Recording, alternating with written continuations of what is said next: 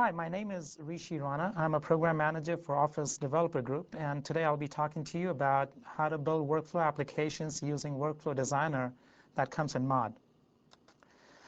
The agenda for today would be a Mod overview about what the product history has been, what are some of the new features and enhancements that we have made to Mod 10, what is Workflow all about, and how does it work specifically on Exchange and SQL Server. Following that, we'll be running down a little bit about architecture, how it works against Exchange and SQL Server. Then we'll have a small demo on SQL Server workflow where we'll talk about how to create team server applications using SQL Server as the backend. After that, we'll be indulging ourselves into a little bit about the strategy, how Workflow Designer is all about, how does it support, and what kind of support it provides to the developers who want to create workflow applications. And to wrap things up, we'll be talking about Workflow Administration, a tool that also ships in Mod, which helps you package and deploy your applications on the production server. So with that, we move on to the product history. How did Mod came about? In the mid-90s, the value proposition in front of the Mod team was to support Access developers, and what we came out with at that point was Access Developers Toolkit, specifically Access Runtime, that helped developers develop the applications on Access and distribute it to their customers. During the late 90s, the value proposition went from supporting Access developers to the entire Office developer community and the professional developers who were trying to target Office as their platform for developing applications. And over there, we created some VBA tools that helped them create these applications. And as an update to Office 2000 was the first time when we came out with a Workflow Designer tool that helped developers in creating a workflow applications. So that's how we all came about. And moving down to the new features that we have added in Mod 10, what we have is a VBA enhancements. In the VBA enhancements area, we have integrated Code Librarian into the integrated development environment, which means that a developer does not have to start this tool separately outside the environment and to work on the code that they would be needing it. And they can also have multiple libraries open at one time inside the development environment and drag and drop the code into the applications while they're working on it. We also saw the need for developers who are targeting Office as their platforms that they would be needing more editors, and we have provided some new editors like XML editing. Now you get the ability of style sheet editing, ASP and HTML as some of the other editors. We also improved a grade upon the international support, where we added 4 more languages. As you can see, it's Korean, traditional and simplified Chinese, Spanish, and Italian. So those were the enhancements that were made on the VBA tool side. On the groupware and collaboration feature front, we enhanced our Workflow Designer with a new and improved design surface. What that meant was that we created this tool now that it was all again in the development environment, where the developer can create these applications over there with a rich editing interface and all server-side scripting. So we provided a code editor which now provided statement completion on the workflow objects, and you can talk back and forth between the designer and the editor in an environment that is more robust and good for the users. We also upgraded our new help, and it's all a part of the IDE, which I'll be actually showing you in the demo that we'll be talking about soon. Some of the other new features that we have added is ability to create dashboard projects and web ports. We also have the Smart Tags software development kit coming in Mod. We have revamped the Office Developers Guide to include just not the programmability guide, but also talk about all the other tools that we have in Mod, specifically about workflow and the dashboard part of things. We also have the full-blown MSDN library, which includes the entire Office developer help. So that was end of all the features that we have added. And on the platform side, we do provide developers with an ability to have the servers so that they can, once they get mod, they can right away download the servers and they can start working on their applications, which includes Exchange Dev Test version. Now, this is a full product of Exchange with limited license, so the developer does not have to go around finding a place where to develop their applications. We also provide SQL Server 2000 Personal Edition and a full tool set of Enterprise Manager and Query Analyzer for developers who are targeting SQL as their platform for creating these applications. Like in Office 2000, we still provide a redistributable MSDE 2000. So with that, we move down to what is workflow. Now, workflow is an application that automates a sequence of action, tasks, or activities to run a process. And this could be your business process that you're thinking about, from approval to routing to review process, including the tracking of those statuses too. And so what has been our strategy so far in building these workflow applications? Well, we definitely want users to be able to target the platform of their choice, and so we provide ability for the developers to create workflow applications against SQL Server or Exchange Server.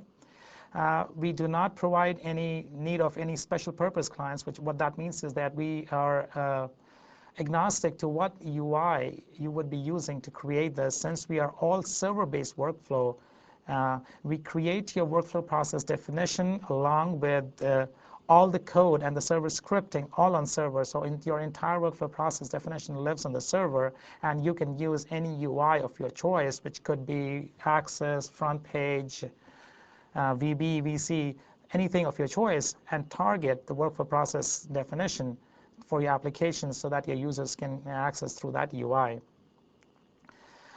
We try to provide, and the strategy when we were trying to design this tool was basically about talking about the team process automation. And that could be, once again, from an approval process where it's an expense report approval process where you come in and you supply expense report to your manager approves it or disapproves it based on the criteria, and then it goes up to HR, who would be reviewing all the things and making the amount adjustments. So here is, it goes from one status to the other status, and everything needs to be documented so that and restored so that you can track it, what is happening at what stage. And as you can see, there's review process, there's document routing process that you can use your workflow projects with, where you would be writing specifications for your product team, or you would be writing some white papers, and you would want your team to review it before you post it up for your customers. So here is another place where you can just create a workflow project and put your document in it and have it brought to your team and track the responses of your entire team. So with that in mind, we designed this workflow designer tool. Like I've said to you before, our solution was, we intended it to be web-based. It was data-driven against SQL and Exchange Server. It had all the secure server-side scripting on it. So what you see on the right side top of your screen is an intended Northwind call system where people are trying to create their applications. And on the bottom is our new and enhanced design surface, which actually lets you create the flow visually, so you do not have to write extensive code behind it. When you create this visual diagram, we write all the server-side scripts for you that helps you in creating these applications. You can also specify permissions using our tool as to who's allowed to perform what action at a given time.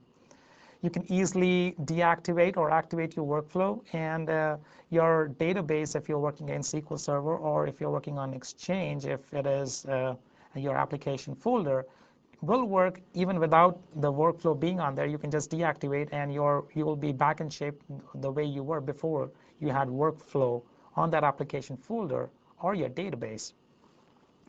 Like I said before, we also provide statement completion on all the workflow objects in our code editor. So let's say that you want to you're designing your application, and in this application you want to customize it to your needs, which you can do it visually through the diagram, but if you want to customize it even further, for example, send mail on every notification that you want, or you want to track who responded when you were reviewing your document and if everybody has reviewed or not.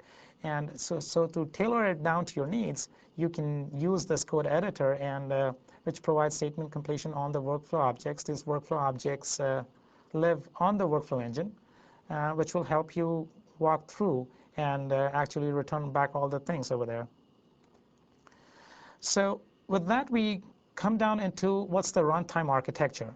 So what you see over there is, and now what I have on the side is a client piece and a store process, which works in conjunction with the workflow engine. Now, the store contains your entire workflow process definition, which contains your action table and your scripts, so whatever you define on the designer, and it lives on the server, and it talks to the workflow engine, which is also available on the server. So what happens is, let's say a client tries to save a change or update a change, and it talks to the process instance. The process, in return, fires off this event that talks to the workflow event sync that, okay, a client has tried to save a change. Workflow event then calls into the workflow engine that a client has saved a change. The workflow engine then comes back to the action table where all your actions and your business logic is stored. Now, this business logic is in this entire table is where the rows of data which evaluate whether the transaction that the client was trying to make is valid or not according to your business needs. The workflow engine, if it is correct, matches the row in the action table, which is, and makes sure whether it's permissible or not to proceed further. If yes, it proceeds further and tries to look for any script, any extra script which you wanted to run along with the action. If it finds the script, it runs the scripts and makes all the changes that the client wanted to make for the document or the item. The workflow engine then what it does is that it goes from one state to the other because it has performed all series of those actions. It goes from the first state to the next state based on your action table. And finally, the workflow event sync then commits the transaction and client is notified about that action. So this you could take it as if a client comes in and they are in a pending state and they want to go to the next state, and so the workflow engine has finally notified that you're approved and you're ready to begin with. We also see that this again is the same process that works on Exchange and SQL Server, and with that I move on to the SQL workflow architecture. How is the architecture in this area? Well, what you see on the bottom right-hand side of your screen is the SQL Server, which contains your entire application data along with the workflow objects, the engine itself, the entire security model and the user list model, and your scripts. This is all based on an NTFS system, and along with it, what we require is IIS, so that your UI will have ability to talk to it, because your UI will be talking to the SQL Server directly. Your application designer then can be designed based on your server, and on the top of application designer is what you have your different tools, which could be Access, Front Page, or any tool of your choice to create that UI, which can then talk to the workflow engine and your SQL Server. So the steps to develop an application. There are just three easy steps to develop a workflow application. Basically, you come into the development environment that is provided by Office Developer. You use that to create and define your workflow process or your business logic. In addition to that, you add the script to tailor it down to the needs that you want. After that, you create your UI using any familiar tools that you would have. So those are the three easy steps, and I'll be walking you through the demo now to show you how easy it is to create an application. So with that, I bring up the development environment that comes in Mod. And to create an application, all you have to do is come to the project, File New Project, I select if I want to Exchange workflow project or a SQL workflow project. And based on what location I want to store it in, I can create a project. But before I indulge deep into it, what I want to show you, we should talk about the scenario that we are trying to do before the demo, before I start on the demo. So the scenario is that I'm trying to create a workflow process on the Northwind database. Now, Northwind ships with SQL Server, and what we are trying to make sure is that we are handling the new customers that come in or the customers that are already in. So what we want to make sure is when a new customer comes in, they go through a tracking process. So let's say the customer comes in and they're in a pending state, and from a pending state they can go to an approved state, and they can be on hold depending on the business logic. So let's say that the customer comes in and they've not provided that credit card information, or their information is incorrect, and we would want them to be in a pending state. Now, if the customer is in a pending state, we would not want the orders of that customers to be approved at that point. So orders cannot be approved for a customer who has not been approved first. So what we do is that we pick these two tables, customers and orders, and we create workflow process on them. And orders will wait till the customers are approved, and then an order can be approved. So this is a great example of a parallel workflow that we are trying to do over here. So with that, I go back to the development environment, and I browse down to the location I want my project to be, and that's the location I want, and I can just name it Northwind. And so what it comes back and it tells me that what server I'm going to work against, and please specify the database. In our case, it's Northwind. And on the bottom over here, it tells us that, okay, so this is the URL that I will create for you where you can store your entire UI. With that, I click OK, and it asks me that I'm going to register the database. I'm going to add some additional tables. So what it is actually doing at this point is I click OK over there. So at this point, what it's doing is that it's going back to the step 1 process to create, and it's adding the tables, the views, and the stored procedures. So basically, it's creating the entire schema that would help you in creating this application. So then it creates the solution file for you, and you save that. And what you see over there is that it creates 2 nodes for you, a workflow process node and a tables node. Now, coming back to our step 2, what we want to do is that we want to identify the main table. So our main table is the table that contains the workflow process. So according to our scenario, we wanted to create workflow processes on orders and customers. What we also ensure over here is that we look up for the tables. So there are lookup tables which has one-to-many relationship with the main table. That means that a main table, one main table can have lookups to these tables, and then there are detailed tables which has one-to-many relationship from the main table. So one detailed table having multiple tables on the main side, and an example of that in the Northwind database is products for the lookup table and order details. So let's go down back to our demo and try to add a workflow process. So I right mouse click on the workflow node. I say add new workflow process. It asks me that what table do I want to target for my workflow, and I pick customers, that because I want to make sure that first of all I have a workflow process on a customer, and I click OK. So what it's doing right now is that it's looking for all the hierarchy, and as you can see here, what it has done is that it has created a workflow process definition for me over here, and it has gone through the relational database and made sure all the relationships are in order. So whatever relationship it found for the main table, it has added it below, and here is your detailed table, and here's your lookup table. So customer demographics is the lookup table, this is your detailed table, and here is your main table. So now we try to define the entire business process. So with that, we can just click on a state. A state is the status in which the customer would be when they come in. So when they come in, they would be in a pending state. After that, they go to an approved state,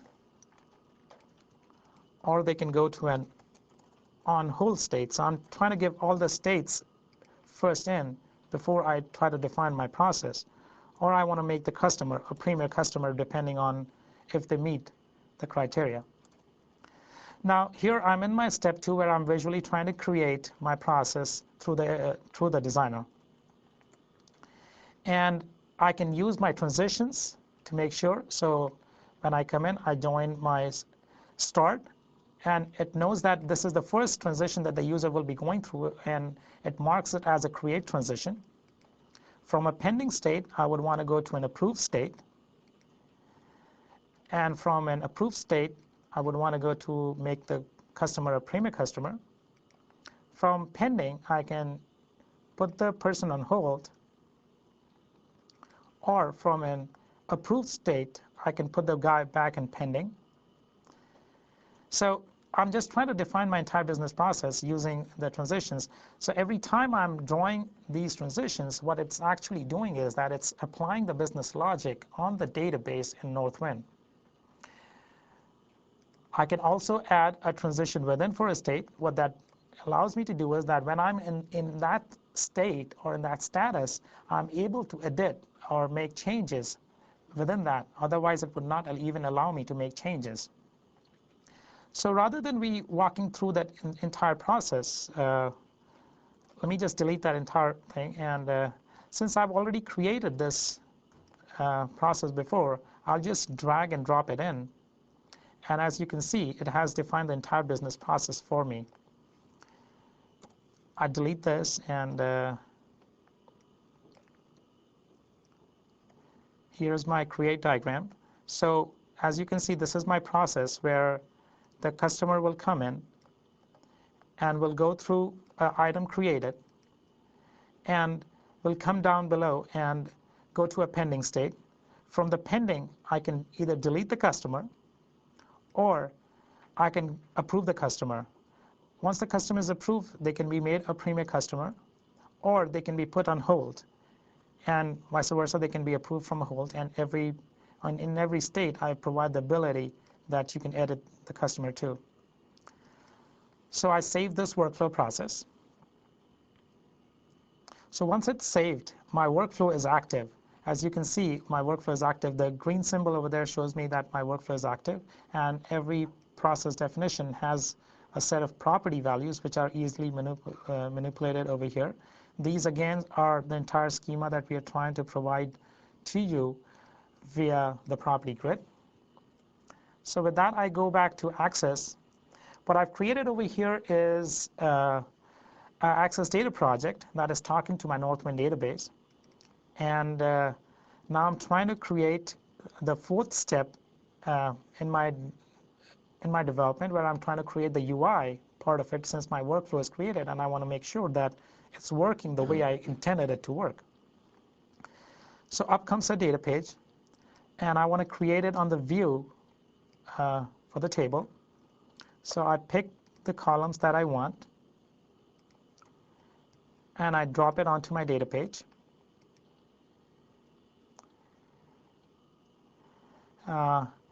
With that, I have hooked up the database. Let me just call it customers. I also would want to make sure that I want to see the status of what the status is. So I create this drop-down box, and this will walk me through a wizard that will help me identify which column I want to make sure that I want to edit. So this time, what we have created in that schema was a customer state lookup based on what business process that you've defined. So I choose that. I click Next. I pick both the columns in that table. And as you can see here, these are the same states that we had added on the design surface: pending, approved, on hold, and premier. I choose all of them. I call this customer status.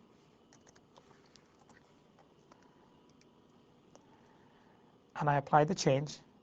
I want to make sure that the control source for this drop-down is the state ID.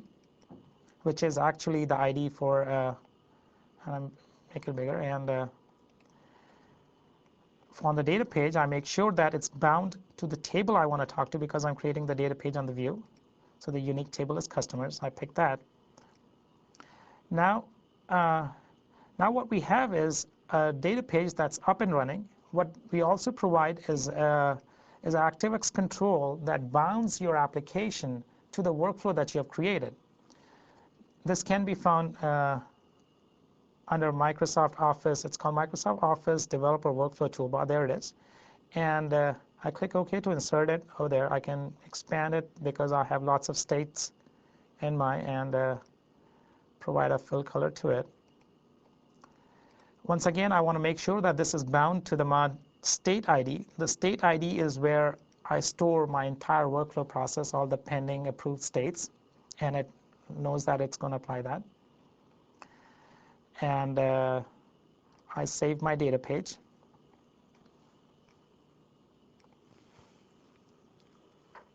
I call it customers. And now let me verify whether my workflow is working. So as you can see there on my toolbar, I have all the states that I had already defined in my process. So let's say it was pen to approve. And if I go back to my data page, it tells me that it's pen to approve. So it has exactly the same states that I defined over there. And I can walk through it. Now let's say that I try to edit a customer and try to make them from pending directly a premier customer. If I try to do that and try to save my changes, it's going to tell me that my workflow, the transition is not allowed based on the workflow process rule that we had just applied on this database. So we'll have to revert back, and we edit this customer one more time, and we say, okay, we want to approve this customer. Since in our business logic, you could go back from pending to an approved state, this is an allowed process, and it should allow me to do that. So once I save it, it does not complain, and it lets me do that. So I can go through my customers. Either I can choose it over here, or I can approve the customer based on the toolbar that's providing me all the data. So I can approve this customer, and as you can see in your drop down, it shows as approved. And if I save it, it allows me to save it. And it grays out on your toolbar the actions that you're not permitted to do once you're in that state, so which gives you an ability to control your application. Now, in the scenario, as you remember, when we had talked about, what we wanted was a parallel workflow. We also wanted workflow on the orders. So unless the customer was approved, the order could not be processed. So let's create another workflow process definition. I right mouse click, and up comes the dialog box. This time I choose orders as my table. I click OK, and it creates a new process definition for me, once again, with an item created and an item deleted as one of my start and end points. Once again, I can drag and drop the states and draw transitions between them to create my business logic. But rather than walking through that, so as to save time, I just drag a process definition that I've already created, and I drop it onto here. Now here's the process definition for the customer. So what happens when a customer comes in, they go into a pending state. Once again, the customer gets approved. If the order is approved, they go to a package state, and from a package, you can ship the order. And what we also want to give an ability is that you should be able to modify when you're in that given state. So we just slot that on. And on all the states. Now what we have here is that we have given the ability for you to edit the states, and at every given state, we can change the caption over here to call it edit. I go to my property grid, and I'm typing in edit for each of the transitions that I've just created.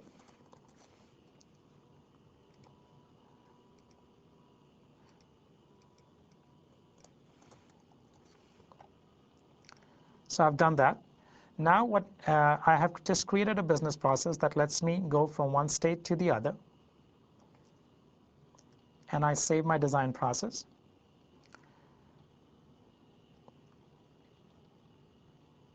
So as it's saving, let's go back to our scenario that we had. And the step 4 was what we wanted to make sure that we add the server-side script. Now, we have created the two business processes, but they are talking to each other. They're not talking to each other yet because they're running parallelly, but we want them to be talking to each other so that until unless the customer is approved, we cannot approve the order, and there is a proper rollback if required, in the sense that if something goes wrong, you can roll back the changes. We build the URL, and the last part of our scenario was that if somebody tries to approve an order for a customer that has not been approved yet, we send a mail to the approver asking them that you need to approve the customer before you can approve the order, and stop them from taking that action. So we come back over here, and our process definition is now saved. I right mouse click and I go to view code. Now here's the script editor that I was talking earlier about. This lists me all the objects that are listed on my design surface. So pending is called, the name of the pending state is state 1. So if I come down here and I choose state 1, it gives me all available actions that I can take on it. So what I want for the workflow to happen is that when the order comes into state 2, it should validate to see if the customer is there. Now here comes in where I have my code librarian, and once again, as you can see, that we have 2 libraries open at one time. We have multiple code items that we ship that you can easily utilize for in your application, and we got tons of code that you can utilize over here. So I go back to the code that I've already canned, and here is a code that helps me tie my customer workflow process to my orders workflow process. So I select everything, I come back to my code, and I paste it in here. Now let me walk you through the code a little bit, what it's doing. So what it's doing is that it's opening a record set. After it opens the record set, it goes through and it makes sure that I select the state ID of the customer before I try to update it. So if the state is 1 or 3, which means if the state is in a pending or a hold state, I send a mail to the approver that you cannot approve an order for a customer that has not been approved. Now if the state ID of the customer is 4 and 2, which means the state ID is either the person is already been approved or the customer is in a premier state, I mark the workflow comment as order has been approved and let them walk through it. What I also want to make sure is that I make the deleted rows available to true for both my workflow process definitions, and I can edit them as a property, which will help me actually in running the original item query, because every time you want to make sure that your original item has been updated, you want to make sure that your deleted rows are available. So I saved this process definition. The other part was that I want to send a mail. So I have a send mail function in here, and I also have the code for that. So what I can now do is just drag and drop it in here, and here it identifies that how I can send a mail. Here's the action that we have written, and this will call into my send mail query and send the mail accordingly. What we also have, what I was talking to you about the statement completion, here is the session object, the workflow session object that we provide statement completion on, as you can see. So I have all the different methods that I can run based on this object, is offline, is member, and query based on original item. But since we have already written that, let me just save it one more time because I've added the send mail code. And now I'm ready to design the second part of my UI. So I go back to Access, and I've already saved this customers page. I create a new page, and this time I'll be creating a new page on the orders table. So I go back to my orders view, and I pick the columns that I want to display on my page, and I drop it onto my data page. What I also want to make sure is that I have my workflow comment in there. I expand it because the comment might be longer at times. And I make sure that my view is bound to the table. I give it a name orders. Once my view has been bound, I also want to make sure that I drop the control toolbar that bounds this page to the workflow.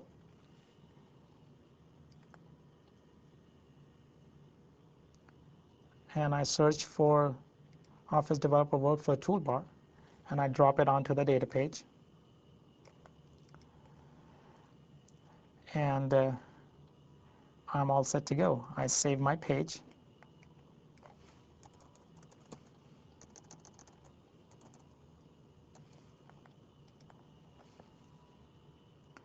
And now I want to view this page.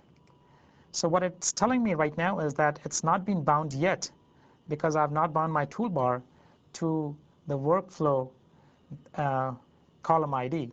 So I come back into my design surface, and I bring up the element properties. My control over here is the mod state ID. I save these changes, and I say go to the page view. And as you can see now, it's bound to the workflow that I just created on the design surface, which was over here. So we have pending approved. From approve it goes to package, and we should be seeing the same actions available to us. Now let's go through a customer that has not been approved yet. So let's try to minimize this page, bring up the customers page, and walk through a customer that has not been approved. So here is our first customer, and that has not been approved. And let's go back to our first customer. It's not been approved. And if we try to process an order for this customer, we should not be able to do that. And there should be a mail that should be sent notifying us that an order was trying to get approved for a customer that has not been approved yet. So I bring up my page. I sort it. I find that same customer.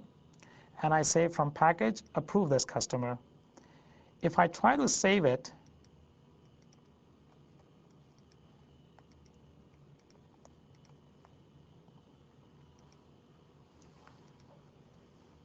I go back to my design view. I make sure that I have the properties set OK.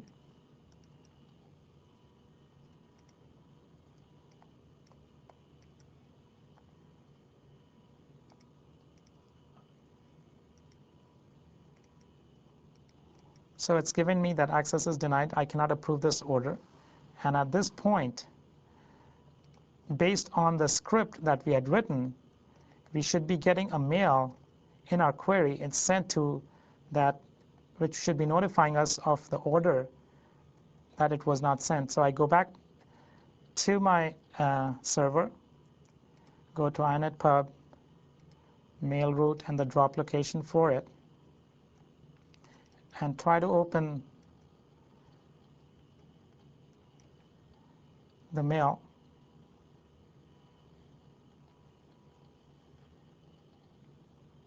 And as the mail comes up, you can see the order was not approved for this customer. So please try to approve the order for the customer before you try to do that. So I can now come back to my customers page and try to approve the customer before I approve the order. I can edit this, approve the customer. And right now my database seems to be in a state where it's it's locking things up, and I save all my changes over here so that I don't lose anything, and I kill all my instances over here, and I come back to my data page, open my orders in design view,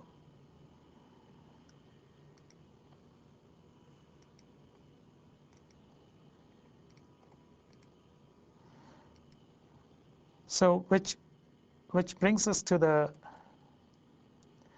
which we were trying to do the fifth step, where we were trying to create add the workflow toolbar, and trying to make sure that the toolbar was working in conjunction with the rules, with the business logic that we had applied over here. We can also easily disable the workflow, and as you can see, the red dot indicates that the workflow has been disabled. I can disable both my workflows, and I can save that. After I've saved that, if I go back to my database, because I was creating my database on Northwind, and I refresh this query to show me all the schema that we have created, I can go back to my customers,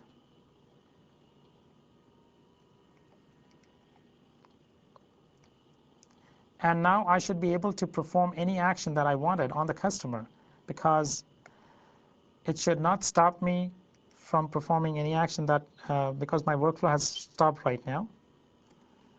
And this is the mod state ID.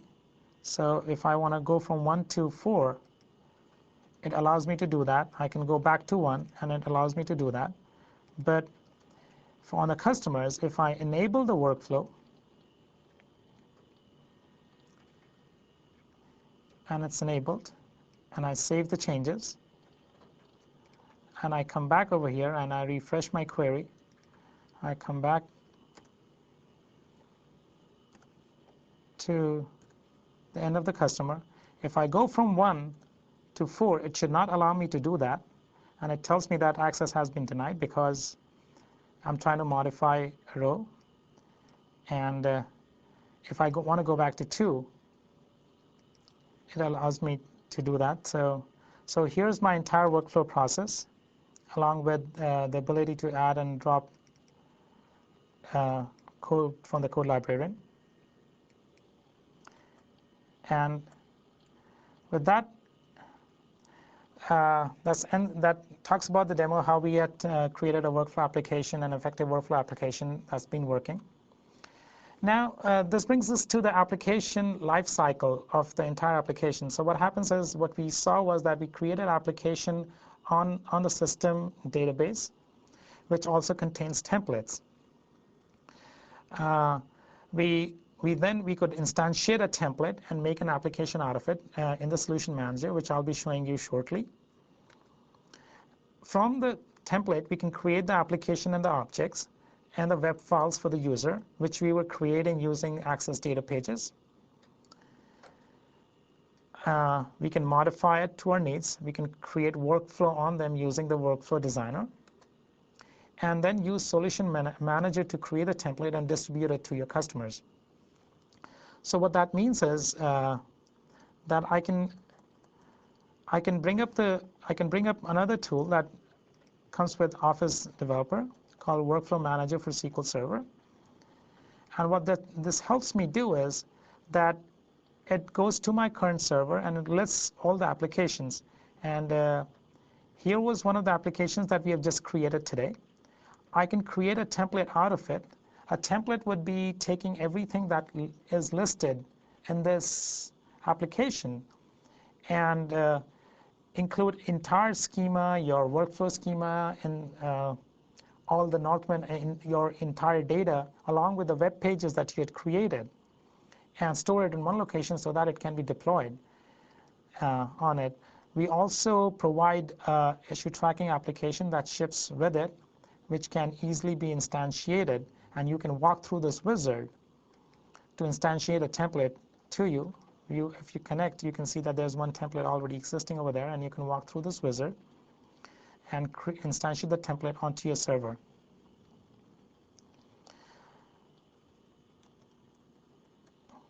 So that was the entire application lifecycle, how your application will live through. So what are the three key concepts that you need to keep in mind when you're creating this workflow application? The three key concepts that you need to make sure is that your state, the current status of your workflow application. So that was the boxes that we were drawing over here, these states, which you can easily drag and drop from your toolbox. So that's the current status. There's an action and a transition. Now this can be a little confusing to a first-time user, but the main difference between an action and a transition is an action is something that can be performed on a state. So when we were trying to send mail, that was an action that was being performed on a state, and that was an action. A transition was that helps you move from one state to the other.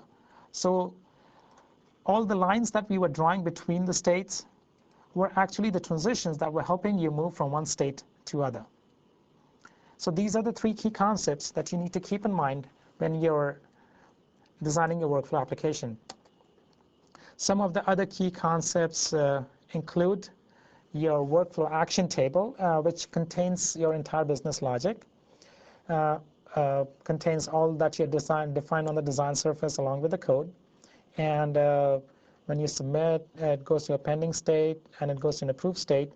This all entire transitions and your states, the entire logic lives in that action table, and the workflow engine, based on what contains in this table, executes or disallows you to do that. Some of the actions and events description that we have is that we have different transitions. We have create and delete, which would be easy when you're trying to create an item or create a document for review. You could use that, or when you're deleting that. A change is an edit item, that transition that would allow you to perform on that given state. Enter and exit is triggered when you try to move from one state to the other. So when I was transitioning between a state, I can look at the properties and I can change it to an expiry or a change. So these were the different types, and if I go down to the workflow and I look for a specific change for, it allows me on change and on change validate, and it populates me with what I need to do at that point. So that's what an change event and on enter and on exit event is. A timeout is a time-based action. That's the expiry event that I just showed you. So you can click on any transition and at any given time change the type to an expiry, and that's what it will apply it as. Since we don't want that over here, I can cancel out of here, go back to it. So these are all possible transitions that you would have when you're creating your workflow that you need to keep in mind. Now, talking about security of your application, you need to make sure that you are either in mixed mode or authentication mode on SQL Server. Some of the native features that SQL Server provides are database, table, column level security, NTFS permissions, and application web permissions are provided on the server that you are setting on. What we on the designer side provide is a workflow action security. Now, this is something that matters. So on each transition, let's say I pick this transition, I go to its properties, there's a permissions tab that lists me all the roles that are contained for this application. Since I only have a public role, it only lets me do that. So if I go back to my SQL Server and let's say I add a new role, I call it customer approver, and I've added this new role to this database. Now if I go back to my application and I select the same transition one more time, I go to its properties, I see that there is a new role. Now, based on what my business logic is, I might choose not to provide this role an access to this transition, and I can easily apply it, and I can go back to my SQL Server and make sure that whatever users I add to these roles, let's say I want to add guests to these roles, and they would not be allowed to perform certain transitions. So we can take care of that workflow action security in the designer itself. On the template side, what I just showed you, that you can easily create a template out of your application that stores a snapshot of the entire database and your web and entire schema onto one template, which was available in the workflow manager.